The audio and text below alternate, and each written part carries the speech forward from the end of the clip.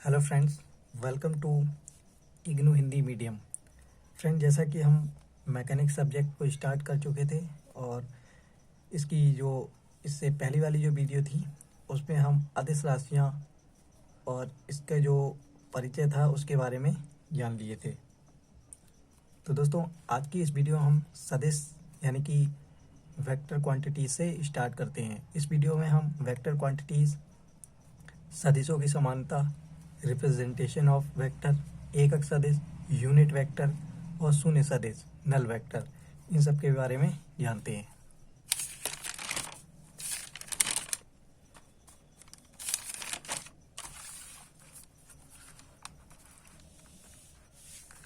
सदिश राशियाँ, vector quantities, वे भौतिक राशियाँ जिनमें परिमाण एवं दिशा दोनों होते हैं तथा जो वेक्टर के योग के नियमों का पालन करती हैं, सदिश राशियाँ कहलाती हैं। यानी कि जो वेक्टर क्वांटिटीज़ होती हैं उनमें मैग्नीट्यूड और डायरेक्शन दोनों ही होती हैं। तो ऐसी राशियों को हम जो है सदिश राशियाँ कहती हैं या वेक्टर क्वांटिटीज़ कहते हैं। सदिशों का ज्यामितीय या आलेखीय निरूपण यानी कि representation of vector. Representation of vector के लिए हमें उसकी दिशा और परिमाण दोनों दिखाने होते हैं। यानी कि अगर हमें वेक्टर का रिप्रेजेंटेशन करना है तो इसके लिए हमें मैग्नीट्यूड और डायरेक्शन दोनों को ही यहाँ पे दिखाना होगा।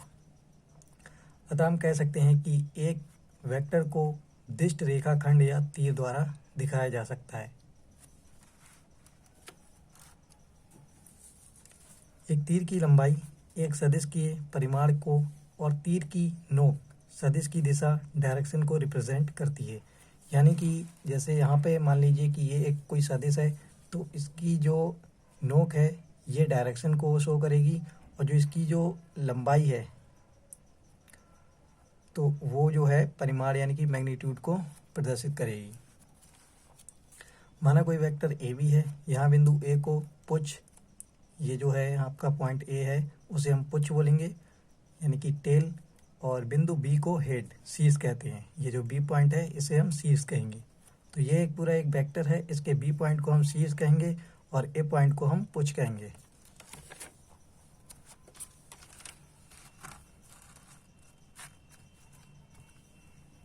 कार्य रेखा, वर्क लाइन, वह रेखा या लाइन जिसके अनुदेश सदिश की दिशा होती है, सदिश का कार्य रेखा या वर्क लाइन कहलाती है।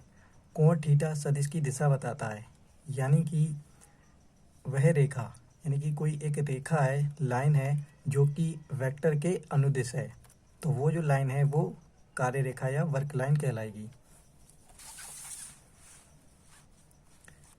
जैसे यहाँ पर एक वेक्टर है ए बी, इसके अनुदिश एक रेखा है जो कि यहाँ देख सकते हैं डैश डैश करके हमने दिखाई है, जो कि प्लस एक्सिस एक्स एक्सिस पर है और इसके बीच में एक एंगल बन रहा है थीटा। तो ये जो थीटा है ये हमारी जो दिशा होती है उसको बताएगा, यानी कि डायरेक्शन को, थीटा जो है वो डायरेक्शन को शो करेगा। सदिशों को लिखते समय हमेशा प्रतीकों पर तीर जरूर लगाते हैं। जैसे ए के ऊपर आप देख सकते हैं यहाँ पर तीर लगा हुआ है, इसी तरह बी पर लगा हुआ है तीर, और इसी तरह सी पर भी तीर लगा हुआ है। यानी कि अगर हमें वेक्टर ए लिखना है तो हमें ए लिखना है और उसके ऊपर एक तीर लगा देना है। यदि वेक्टर ए का हमें परिमाण लिखना है तब हम वेक्टर ए लिखेंगे इस तरह से, या इसे ए, जो कि हम अंग्रेजी में जो ए लिखा है उसको थोड़ा सा तिरछा करके लिख देंगे, द्वारा भी लिख सकते हैं। सदिशों की समानता, यदि किन्हीं दो सदिश वेक्टर जो कि परिमाण में बराबर हैं और दोनों ही एक ही दिशा में हो, समान सदिश कहलाते हैं। यानी कि मान लीजिए कोई दो वेक्टर हैं और दोनों ही जो है वो मैग्नीट्यूड में इक्वल हैं और दोनों की जो डायरेक्शन है वो सेम है, तो ऐसे जो सदिश होंगे वो समान सदिश कहलाएंगे। इसे हम इस प्रकार व्यक्त कर सकते हैं, vector A equal to vector B, दोनों यहाँ पर पॉजिटिव हैं और यहाँ पर जो इनकी डायरेक्शन है वो सभी की डायरेक्शन एक ही दिशा में है और जो मैग्नीट्यूड है वो भी इन सब का इक्वल है। If direction is opposite then vector A equal to minus vector B, यानी कि जिस तरह से अगर हमारे जो वेक्टर हैं उनकी डायरेक्शन अगर ऊपर की ओर है, अगर कोई एक वेक्टर जिसकी डायरेक्शन इसी के नीचे की ओर हो जाए तो वो जो वेक्टर कहलाएगा वो हमारा अपोजिट वेक्टर होगा। तो इसे हम vector A equal to minus vector B से रिप्रेजेंट करेंगे।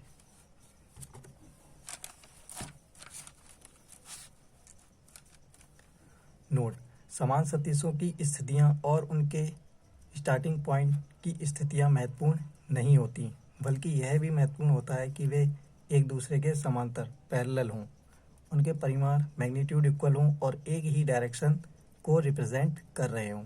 फ्री वेक्टर भी कहते हैं। यानी कि सिर्फ समान सदिश के लिए सिर्फ ये जरूरी नहीं है कि वो जो है मैग्नीट्यूड में और डायरेक्शन में सेम हो, वो एक दूसरे के पैरेलल भी होने चाहिए।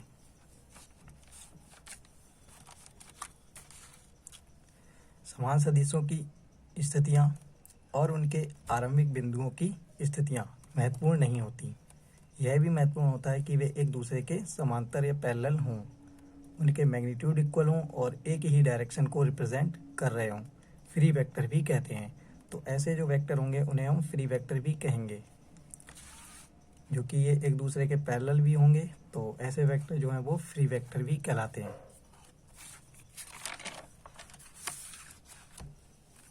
एकक सदिश यानी कि यूनिट वेक्टर, लंबाई या परिमाण मैग्नीट्यूड एक वाले वेक्टर को एकक सदिश यूनिट वेक्टर कहते हैं। यानी कि ऐसे वेक्टर जिनका जो लंबाई या परिमाण जो है वो एक है, तो वो जो वेक्टर हैं वो यूनिट वेक्टर कहलाएंगे। किसी भी वेक्टर ए का निरूपण इसके मैग्नीट्यूड एवं ए तिरछा अक्षर, मैंने बताया था जैसे कि जो ए है मैग्नीट्यूड को हम तिरछे ए से रिप्रेजेंट करते हैं। यहाँ हम इसे मैग्नीट्यूड ए जो कि हमने इस साइड और यहाँ पर दो डंडे लगाकर कर सकते हैं, मैग्नीट्यूड ए लिख सकते हैं। और इसकी डायरेक्शन में एकक सदिश यूनिट वेक्टर जिसे हम एक कैप से रिप्रेजेंट करते हैं कि मल्टीप्लिकेशन द्वारा किया जाता है। यानी कि ये जो है वो वेक्टर ए है, ए के ऊपर एक तीर लगा हुआ है तो ये जो है वो वेक्टर ए है। थोड़ा अगर तिरछे में ए लिखा हुआ है तो ये होगा मैग्नीट्यूड ऑफ वेक्टर का मैग्नीट्यूड। और अगर ए कैप जो है, इस ए के ऊपर एक कैप लगी हुई है तो इसे हम बोलेंगे यूनिट वेक्टर। तो इन दोनों का यहाँ पे जो है वो मल्टीप्लिकेशन हो रहा है, यूनिट वेक्टर और मैग्नीट्यूड ऑफ वेक्टर का। जैसे यहाँ पे देखते हैं किसी भी वेक्टर ए का निरूपण, ये जो वेक्टर है इसका निरूपण इसके मैग्नीट्यूड ए, इसकी डायरेक्शन में यूनिट वेक्टर, ये जो है यूनिट वेक्टर के मल्टीप्लिकेशन द्वारा किया जाता है। तो इसका जो मल्टीप्लिकेशन होगा उसके द्वारा किया जाता है। अगर हम वेक्टर ए का जो है वो रिप्रेजेंटेशन देखें तो अब यहाँ से अगर हमें यूनिट वेक्टर की वैल्यू चाहिए तो उसे हम इस तरह से लिखेंगे यहाँ से, तो vector A upon magnitude A. Magnitude ए को हम इस तरह से भी लिख सकते हैं। यूनिट वेक्टर की कोई डायमेंशन नहीं होती है, दोनों सेम है तो ये कैंसिल आउट हो जाएंगे, तो इस वजह से कोई भी इनकी डायमेंशन नहीं होगी और इस वजह से कोई इनकी यूनिट भी नहीं होती है।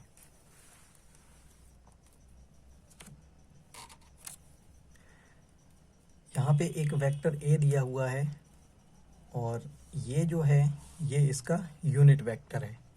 एग्जाम्पल के लिए यहाँ पे देख लेते हैं, कोई व्यक्ति P जो है वो O बिंदु से 5 मीटर की दूरी पर चला और ठीक Q व्यक्ति जो है एक वो O बिंदु से 10 मीटर की दूरी पर चला पूर्व दिशा में। तो इनका जो परिमाण है वो 1 होगा, 1 है, इनका जो मैग्नीट्यूड है वो 1 है। अच्छा, विस्थापन जिसे इंग्लिश में डिस्प्लेसमेंट कहते हैं, तो ये जो है ये एक वेक्टर क्वांटिटीज़ है, यानी कि ये एक सदिश राशि है क्योंकि इसमें दिशा और मैग्नीट्यूड दोनों ही होता है। अब अगर हम P का अगर हम डिस्प्लेसमेंट देखें, डिस्प्लेसमेंट ऑफ P यानी कि जो P है उसका अगर हम डिस्प्लेसमेंट देखें विस्थापन, तो उसका विस्थापन होगा अंतिम बिंदु माइनस प्रारंभिक बिंदु। अंतिम बिंदु जो है वो 5 मीटर की दूरी पर चला था, तो 5, और जो स्टार्टिंग पॉइंट था वो 0 मीटर था, तो 5 माइनस 0 इक्वल टू 5 मीटर। तो इसका जो मैग्नीट्यूड होगा पी का वो 5 मीटर आएगा। अब अगर इसे हमें वेक्टर की फॉर्म में लिखना है तो इसे हम लिखेंगे वेक्टर डी, और 5 मीटर तो हमारा डिस्प्लेसमेंट है, और इसकी हमें मल्टीप्लाई कर देना है, मल्टीप्लिकेशन कर देना है यूनिट वेक्टर से, जो कि इसका जो मैग्नीट्यूड था वो 1 मीटर था, तो इसकी हमें यहाँ से मल्टीप्लाई कर देना है। इसी तरह से अगर हम क्यू का डिस्प्लेसमेंट निकालना चाहेंगे तो इसका जो लास्ट पॉइंट था, अंतिम बिंदु जो कि 10 था, और प्रारंभिक बिंदु 0, तो 10 माइनस 0 इक्वल टू 10 मीटर। तो हम 10 मीटर जो लिखेंगे और इसकी जो मल्टीप्लाई जो है वो हम यूनिट वेक्टर से कर देंगे। शून्य सदिश नल वेक्टर। शून्य सदिश वह सदिश है जिसका परिमाण यानी मैग्नीट्यूड 0 होता है और कोई फिक्स्ड डायरेक्शन नहीं होती है। यानी कि नल वेक्टर ऐसे वेक्टर होते हैं, ऐसा सदिश होता है जिसमें जो मैग्नीट्यूड होता है वो 0 होता है और इसकी कोई भी जो डायरेक्शन है वो फिक्स नहीं होती। जैसे यहाँ पर यूनिट वेक्टर में जो मैग्नीट्यूड था वो 1 होता था, और नल वेक्टर में जो मैग्नीट्यूड है वो 0 होता है। इस वजह से इसे नल वेक्टर या शून्य सदिश भी कहते हैं। इसे हम 0 वेक्टर से रिप्रेजेंट करते हैं। उदाहरण के लिए P पूर्व दिशा में 5 मीटर चला। जैसे आप देख रहे हैं यहाँ पर O कोई एक बिंदु है और P कोई व्यक्ति है, वो O बिंदु से 5 मीटर चला और वापस उसी बिंदु O पर लौट के आ गया। यानी कि 5 मीटर चला और 5 मीटर आया वापस, तो इसका जो विस्थापन होगा वो 0 होगा। दूरी हमेशा जो है वो जुड़ती है। अगर यहाँ पर दूरी पूछें तो दूरी इसकी होगी 10 मीटर, लेकिन अगर हम यहाँ पे विस्थापन देखें तो विस्थापन होगा 0। इसी वजह से यहाँ पे डिस्प्लेसमेंट जो है वो 5 माइनस 5 इक्वल टू 0 लिखा है। अब अगर इसे हम वेक्टर की फॉर्म में लिखें तो वेक्टर डिस्प्लेसमेंट, और इसे हम लिखेंगे 0, 0 के ऊपर हम एक तीर लगा देंगे। अब अगर हमें इसमें किसी से भी अगर हम इसमें मल्टीप्लाई करते हैं तो उसकी वैल्यू जो है वो 0 ही आएगी। यहाँ पर कुछ वेक्टर्स हैं जिनकी जो डायरेक्शन जो है वो किसी की भी डायरेक्शन जो है वो फिक्स नहीं है। ये जो है वाई एक्सिस है, ये है एक्स एक्सिस। यहाँ पर किसी की भी जो वेक्टर है उसकी डायरेक्शन सेम नहीं है। तो दोस्तों यहाँ तक हमारा जो है वेक्टर सदिशों की समानता, एकक सदिश और शून्य सदिश, इतना हमारा कंप्लीट हो गया है। तो दोस्तों आज की इस वीडियो में बस इतना ही।